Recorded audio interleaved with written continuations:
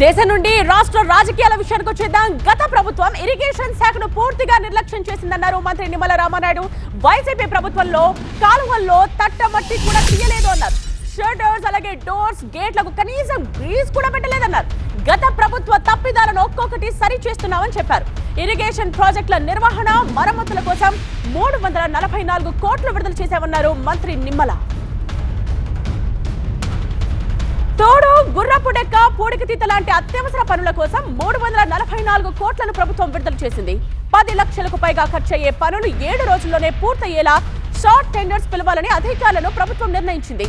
10 లక్షల లోపున్న పనులను సాగునీటి సంఘాల ఆధ్వర్యంలో చేపడతామన్నారు మంత్రి నిమ్మల.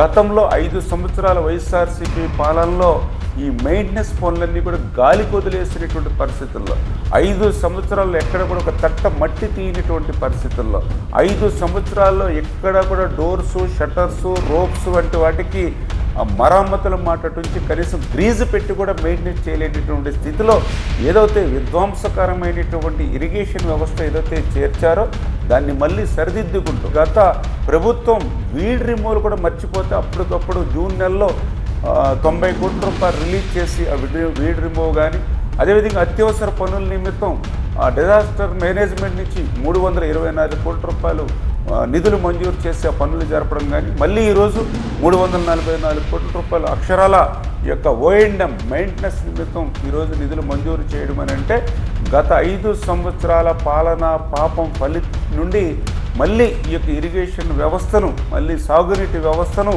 మళ్ళీ ఆఖరి ఎకరం వరకు ఆఖరి రైతు వరకు కూడా ఆ సాగునీటిని తీసుకెళ్లాలంటే ఆలోచనతో పనిచేస్తున్నాం.